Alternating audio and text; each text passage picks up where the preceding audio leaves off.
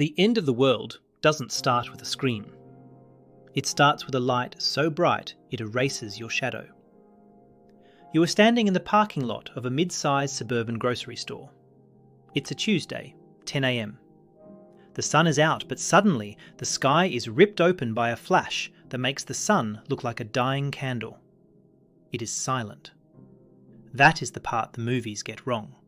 The noise comes later. Right now, it is just a blinding, silent white that bleaches the colour out of the asphalt and the cars and the faces of the people around you. Your brain tries to categorise it. Lightning? No, too bright. A transformer blowing? No, too big. You feel heat on your neck, instant and prickly, like opening an oven door directly onto your skin. This is the first second of day 1. And you have already made your first mistake. You looked at it. Now you are blinking away spots, functionally blind, while the clock on your survival starts ticking down from 15 minutes. That is all the time you have before the sky starts falling. Let's freeze that moment. 10 kilotons just detonated 15 miles away. The thermal pulse, that heat you felt, moves at the speed of light. It has already ignited dry leaves, newspapers, and the polyester shirt of the guy standing 300 yards closer to the horizon than you are. He isn't screaming yet because his nerves haven't registered the burn, but he is already a casualty. You are lucky. The grocery store signage cast a shadow over you. That shadow just saved you from third-degree burns. Around you, the world is still normal for exactly 3 seconds. A woman is loading bags into her trunk. A teenager is scrolling on his phone. They saw the flash, but they don't understand the geometry of what just happened. They are waiting for a siren. They are waiting for a push notification.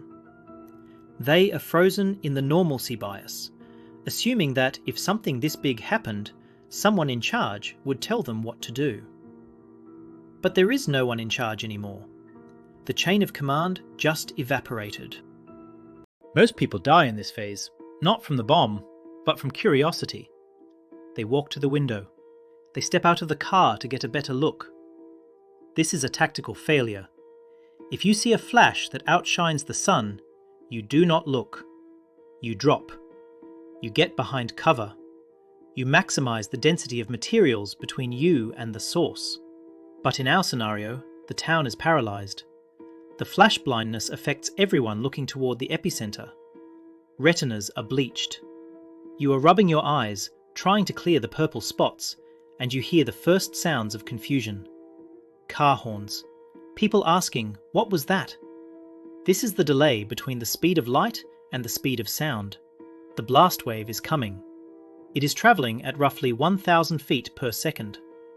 Depending on your distance, you have between 30 seconds and 2 minutes before the air itself tries to crush you. But you are wasting this time rubbing your eyes. Right now, standing in that parking lot, you are running a mental inventory. Do you have water? Do you have a weapon? Do you know where your kids are? Most of you think you have a plan. You think you have 2 weeks of food in the pantry. The math says you have 4 days. And 3 of those days will be spent rationing calories while your family looks at you with hollow eyes. Stop guessing. You cannot improvise a calorie count when the grid is down.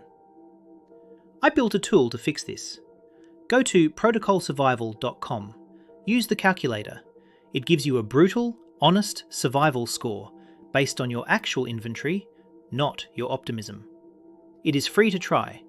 Do it now, before the internet goes dark forever. Because in this story, the signal is about to die.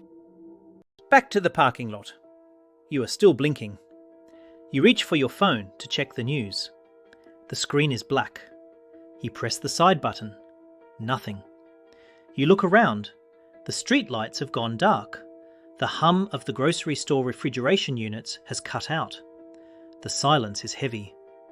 This is the EMP effect. A high-altitude burst, or even a ground burst, interacting with the local grid creates a surge that fries unhardened microelectronics. It's not like the movies where everything explodes, it's just dead. The modern cars in the lot, the ones with the push-to-start ignitions and the complex ECUs, they are now just bricks of steel and glass. The old 1990s pickup truck might sputter and run, but the traffic lights are out. The cell towers are overloaded or fried. You are completely isolated. The realization hits you cold. You cannot call your wife. You cannot call the school.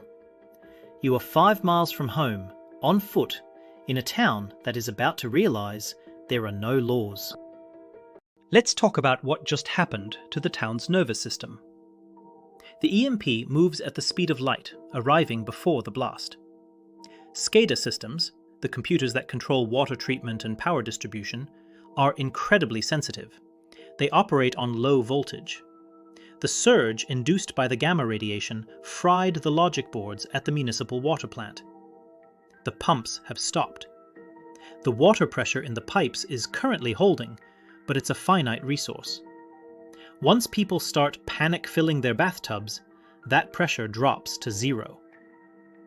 Traffic signals are dark, turning every intersection into a potential fatal funnel. Hospitals? Their backup generators might kick on, but the transfer switches are electronic. If those switches fried, the hospital is dark too. Ventilators stop. This isn't just an inconvenience. This is immediate infrastructure collapse. And you are standing in a parking lot with a frozen phone, realizing you are on your own. Then comes the noise. It starts as a low rumble, felt in the chest more than heard. Then the atmosphere cracks. The blast wave arrives. It hits the grocery store first. The plate glass windows, huge sheets of tempered glass, don't just break, they atomize.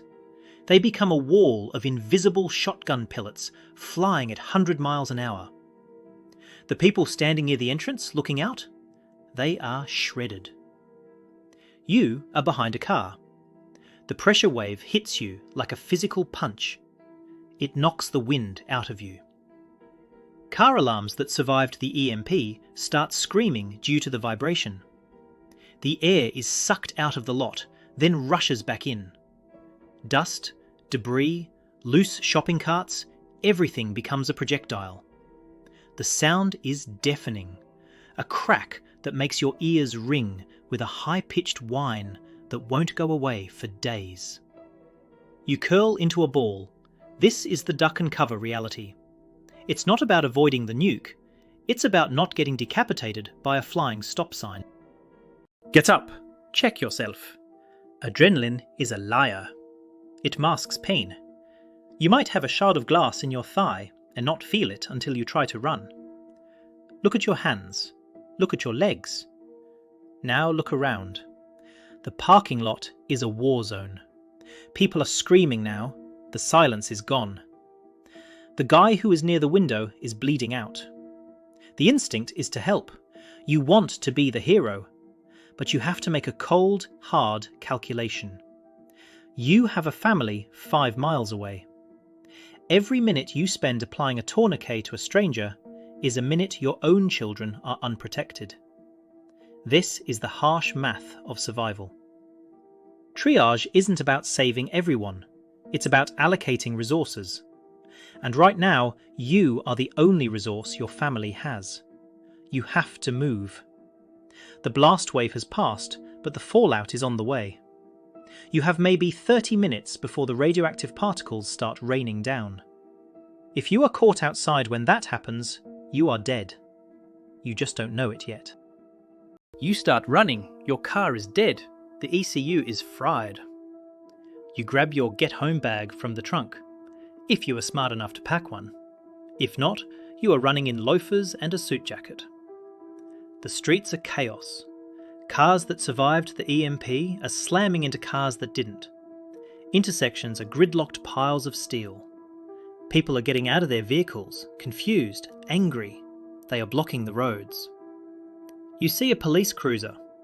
The officer is standing outside, slamming his hand on the hood. His radio is dead. He has no orders.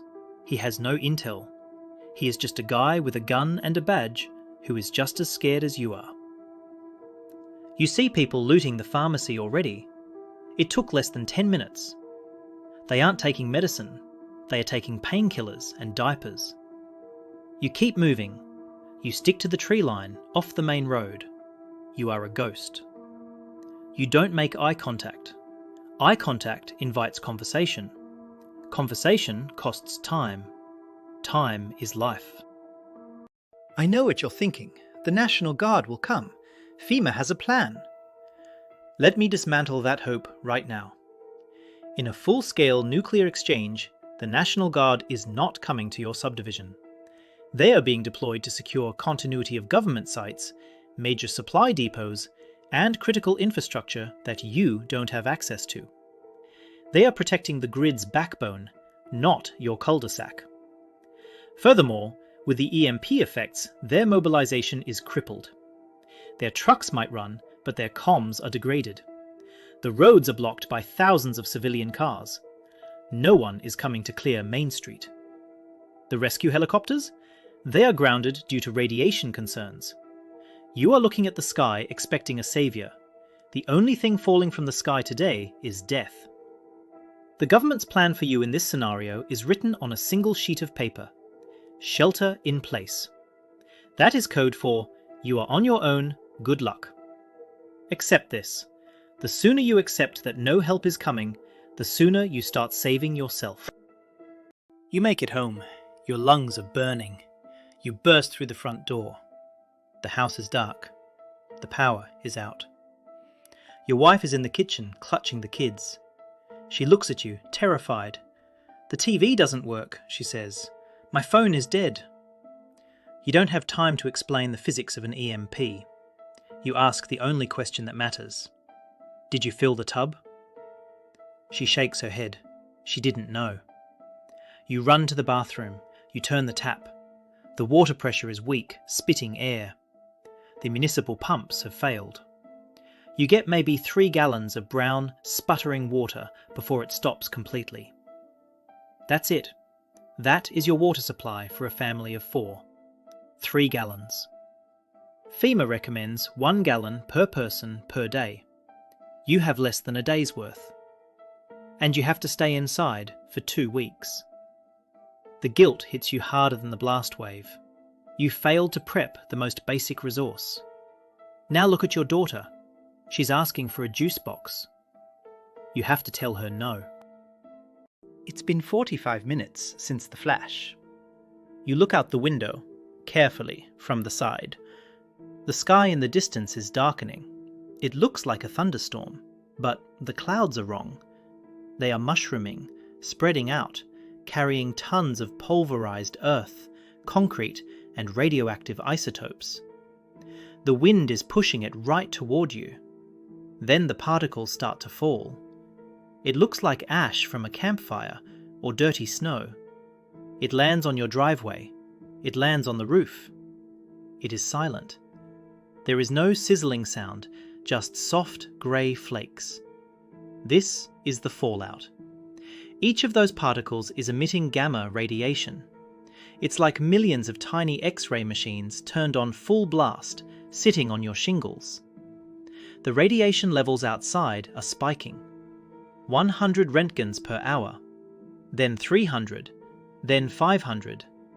If you walked out to the mailbox now, you would be dead in a week. If you stayed out there for an hour, you'd be dead by tonight.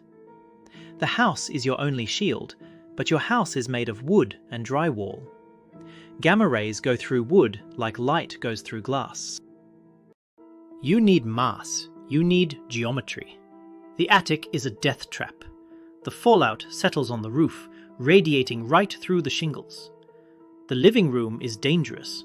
Radiation comes through the walls and the windows. You need to get low and get to the center. If you have a basement, you go there. But simply being in the basement isn't enough. You need to build a fort. Grab books, mattresses, furniture, bags of soil, anything dense. Build a smaller room inside the basement, ideally in the corner with the most earth against the outside walls. This creates a protection factor.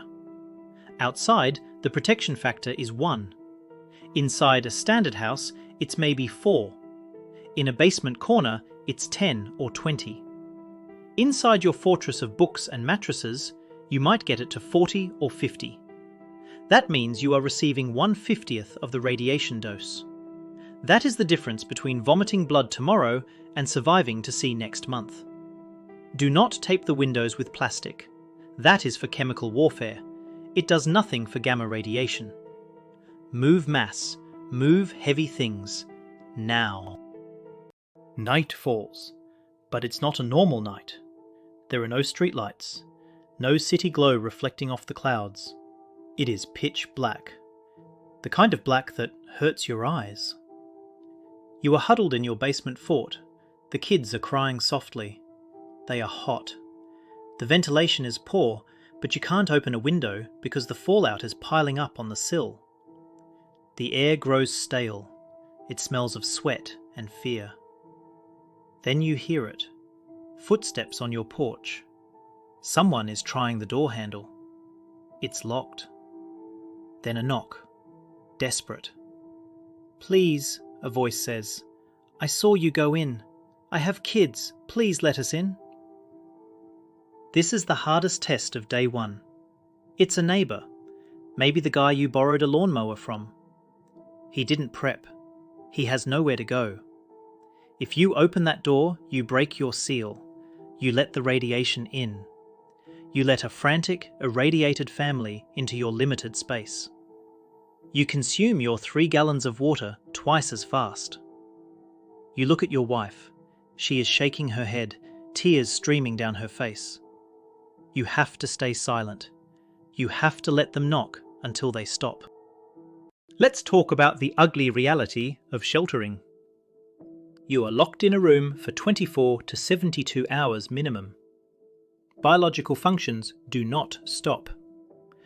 The toilet upstairs works on gravity, but if you flush it, where does the water come from to refill it?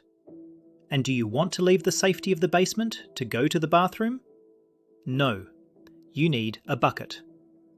A 5-gallon bucket with a heavy-duty trash bag and kitty litter or sawdust. If you didn't pack those, you are in trouble. The smell of human waste in a confined, unventilated space becomes a psychological weapon within hours. It breeds disease. It breaks morale. You need to designate a waste zone. You need to seal bags tight. This isn't glorious survivalist fiction. This is you sitting in the dark, listening to your neighbour beg for his life, while you try to figure out how to tie off a bag of sewage without vomiting. This is the reality they don't put in the brochures. It is 3 a.m. The adrenaline crash is hitting you. You are exhausted, but you can't sleep. Your mouth is dry. Thirst is primal. Your 6-year-old wakes up. "Daddy, I'm thirsty." You look at the 3 gallons. You pour a tiny amount into a cup. She drinks it in 1 gulp and asks for more. You have to say no. The look on her face, confusion, betrayal, cuts deep. You know that outside the radiation is glowing. You know that if you run out of water, you will have to venture out to scavenge before the fallout decays to safe levels. That is a suicide mission. You realise that your lack of preparation has forced you into a corner where every sip of water is a gamble with death. You remember the case of water you walked past at the store last week because it was too heavy. That case of water is now worth more than your house. Worth more than your car. It is the only currency that matters. In the dark, you try to remember the symptoms of radiation sickness. Is it nausea first? Or fever? You try to Google it. Then you remember, the internet is gone. Your cloud notes, your saved YouTube videos, your digital survival guides, they are all dust. You are trying to recall life-saving medical data from memory while sleep-deprived and terrified. This is why I built Protocol Survival to work entirely offline. It doesn't need the cloud. It doesn't need a signal. It lives on your phone's local storage. When the grid dies, the app stays alive. It has the medical triage charts, the radiation decay tables, and the water purification ratios built in. You need a system that works when the world breaks. Download it, sync it, then put your phone in a Faraday bag. Secure your data now, because when the screen goes black, it's too late to hit download. Some of you are commenting, "I'd just go to my friend's farm, or I have a cabin in the woods." Let me steelman that argument. You think mobility is life. In a hurricane, yes. In a wildfire, yes. In a nuclear fallout scenario, mobility is death. Your car doesn't work. If it does, the roads are blocked. If you walk, you are walking through a radioactive snowstorm. That cabin is 50 miles away. You can walk maybe 3 miles an hour with a pack. That's 16 hours of exposure. You will absorb a lethal dose of radiation before you hit the county line. The bug-out fantasy is for movies. The day one reality is bug-in. You fight where you stand. You survive in the basement you have, not the bunker you wish you had. Unless you had a pilot vehicle and left 20 minutes before the detonation, you are stuck. The geography of the blast dictates your prison. Accept your cell and fortify it. The sun rises on day 2, but you can't see it. You are underground, but you can hear. You hear gunshots in the distance. Not the rhythmic pop of a firing range, the erratic, desperate exchange of small arms fire. People are waking up to the reality that the stores are closed forever. The looting has turned into raiding. The social contract has dissolved. You are gripping a hammer or a baseball bat, sitting by the basement door. You are not a soldier. You are an accountant or a teacher. But today you are a sentry. You feel the weight of the violence outside pressing against your walls. You realise that the radiation is the passive enemy. The active enemy is your fellow man who didn't store water. The hunger is starting to set in for them. For you, it's the fear. You have to keep your family quiet. Hush, you tell them. We are playing the quiet game. If you lose this game, the men with the guns come inside. Here is the complication that nobody plans for. Fire. The thermal pulse started fires all over town. The fire department is non-existent. The water pressure is 0. Those fires are growing. They are merging. If the wind shifts, the smoke starts coming into your neighbourhood. Now you have a binary choice, and both options are bad. Option A. Stay in the basement and risk smoke inhalation or being burned alive if the house catches. Option B. Leave the shelter to escape the fire and walk directly into the heavy fallout. This is the devil's choice. You have to monitor the air. If you smell smoke, you have to prep for evacuation. But where? You need a destination within walking distance that is concrete and non-flammable. A parking garage. A school. You have to move your family through the radioactive ash to get away from the flames. This is why situational awareness matters. If you didn't look at the wind direction yesterday, you are flying blind today. 24 hours have passed. You are alive. You are thirsty. You are terrified. But you are breathing. The radiation levels outside are starting to drop. The 7-10 rule says that after 7 hours, radiation is 10% of what it was. It's still dangerous, but it's dropping. You have survived the blast, the heat, the panic, and the first night of darkness. You look at your family. They are dirty, scared, and looking to you for answers you don't have. But you kept them safe. You made the hard calls. You ignored the neighbour. You rationed the water. You built the wall. Day 1 is the filter. It filters out the unlucky, the unprepared, and the hesitant. You pass the filter. But now comes the marathon. Day 2 through 30 are about starvation, infection, and defence. But you bought your ticket to that fight. People ask me why I train. They ask why I obsess over water filters and topographic maps. They think it's about fear. It's not. It's about love. Survival isn't a selfish act. It is the ultimate act of service.